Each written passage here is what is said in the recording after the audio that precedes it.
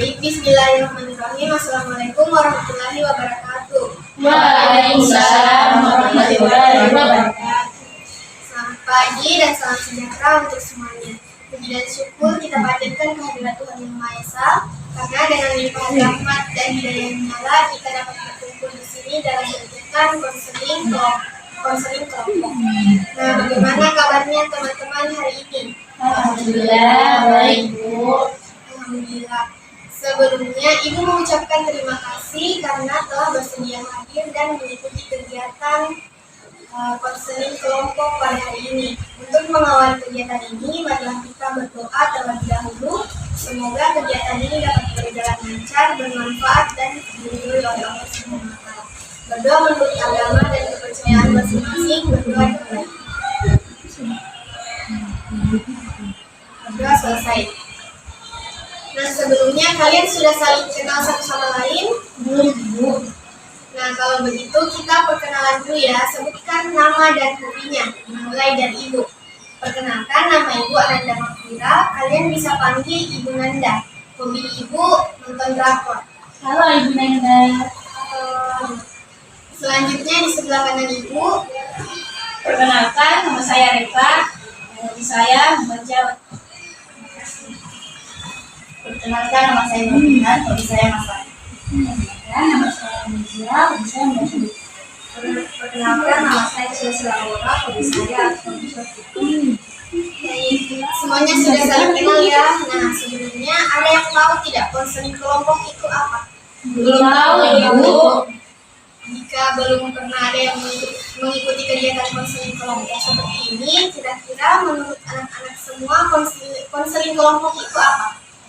Menurut saya, konseling kelompok itu merupakan konseling dalam bentuk kelompok. Konseling yang dilakukan dalam bentuk kelompok. Nah, bagaimana dengan yang lain? Apakah setuju dengan pendapat tadi? Kenapa diam-diam ini? Sepertinya suasana agak tegang. Kalau begitu, ayo kita icebreaking dulu. Nah, icebreakingnya seperti ini. Kalian akan menyanyikan lagu Potong Bebek Angsa, tapi dengan mengganti liriknya. Seperti Chelsea menyanyikan dengan lirik kuak kuak kuak, kemudian kuek kuek kuek, dan ketiga kuik kuik kuik, keempat kok kok kok. Sampai di sini paham? Paham, Bu. Nah, kalau begitu ayo kita mulai. Dimulai dari Chelsea. 1, 2, 3. Kuat, kuat, kuat. Tidak,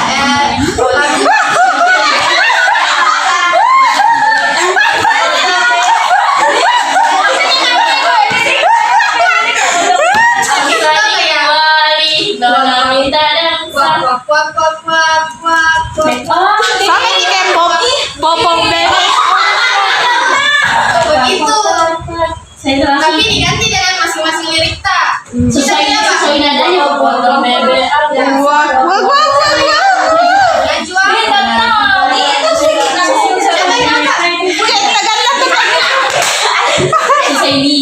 Itu saya pop pop pop.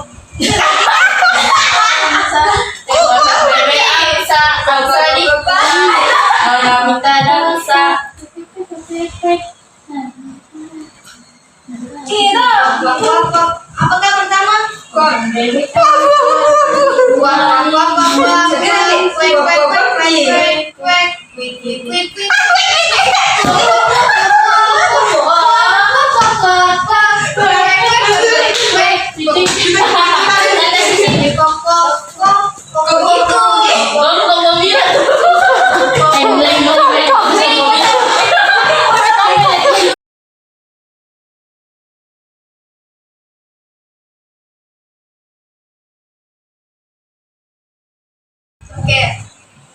icebreaking sudah selesai. Ibu lanjut. Kalau tidak ada yang ingin berpendapat, akan Ibu jelaskan bahwa konseling kelompok itu merupakan layanan BK yang memungkinkan peserta didik memperoleh kesempatan untuk pembahasan dan pengentasan masalah yang dialaminya melalui dinamika kelompok. Nah, dalam konseling kelompok ini terdapat asas-asas yang dipakai, yaitu yang pertama asas kerahasiaan, asas kesukarelaan, asas keterbukaan, dan asas kegiatan, yaitu asas yang merujuk pada pola konseling multidimensional.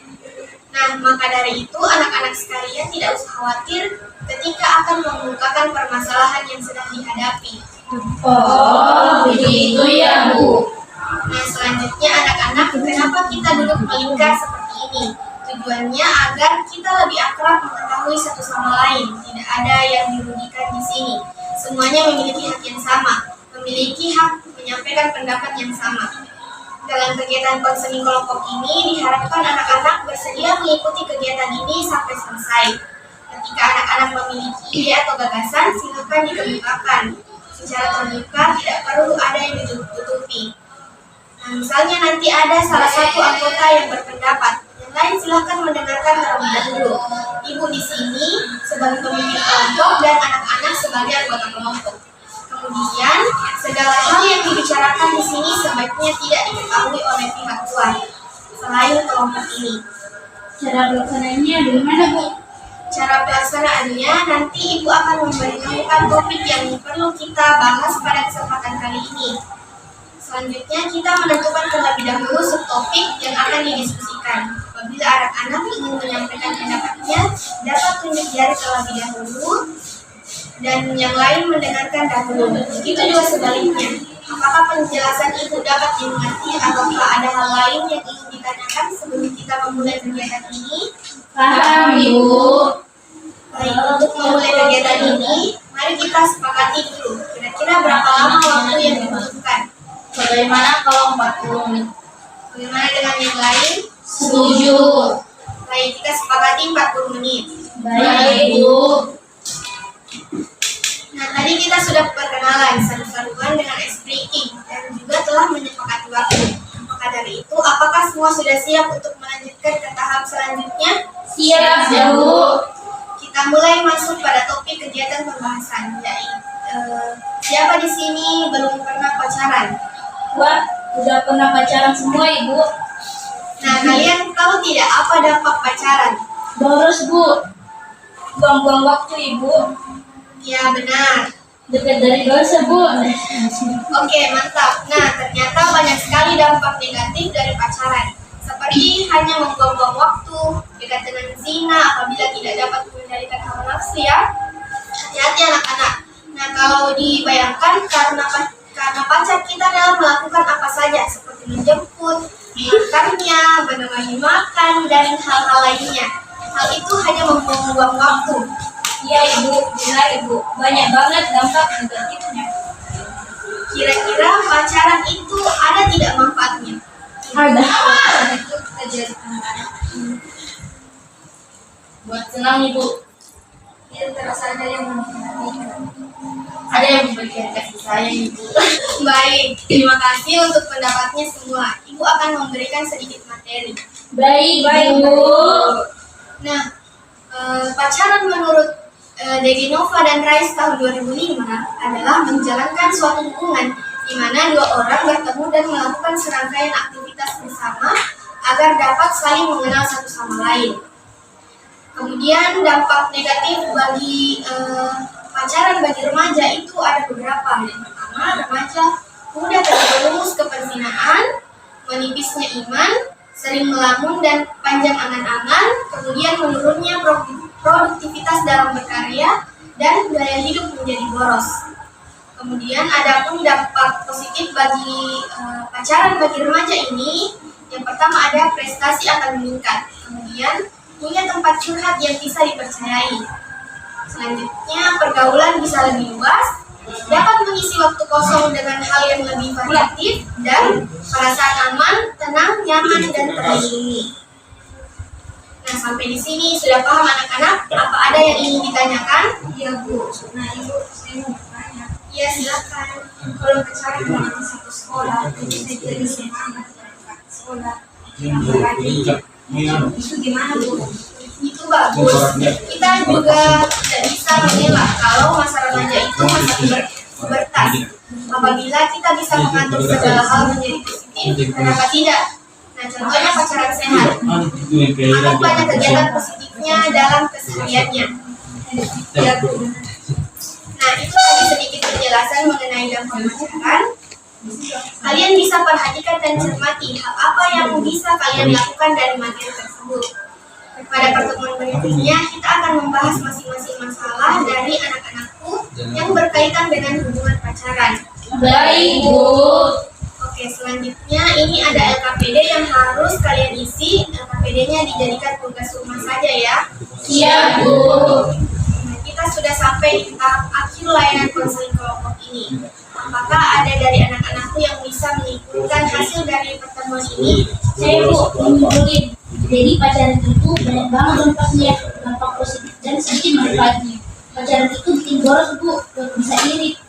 Ya benar. Ayo siapa lagi yang mau menyimpulkan? Ayo Bu, jadi pacaran nggak baik Ibu, karena dekat dengan dosa. Banyak dampak negatif dari pacaran, karena pacarannya tidak sesuai dengan kaidah-kaidah ajaran agama. Ya benar semua ya. Jadi dampak pacaran ini sangat banyak, baik positif maupun negatif.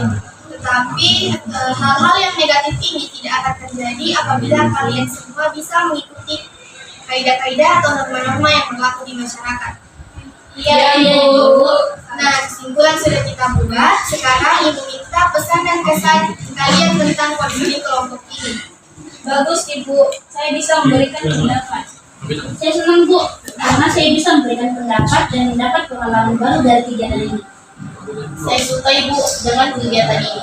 Dengan kegiatan ini saya bisa langsung gerak atau langsung dapat pelajaran baru. Saya suka Bu dengan kegiatan ini karena dapat pengalaman baru. Nah, semuanya sudah memberikan pendapatnya masing-masing tentang konseling kelompok ini. Baik dari ibu sudah cukup, maka dari itu mari kita akhiri kegiatan pada kali ini. Untuk pertemuan selanjutnya akan kita lakukan pada hari Selasa minggu depan. Baik, Ibu. Jadi cukup untuk hari ini. Semoga apa yang kita lakukan mendapat berkah. Sebelum ditutup, ada baiknya untuk berdoa terlebih dahulu. Berdoa menurut kepercayaan agama masing-masing. Doa dimulai. Berdoa selesai. Terima kasih atas partisipasi dan antusiasnya. Mohon maaf apabila masih banyak kekurangan ketika Ibu menyampaikan. Wassalamualaikum warahmatullahi wabarakatuh. Waalaikumsalam.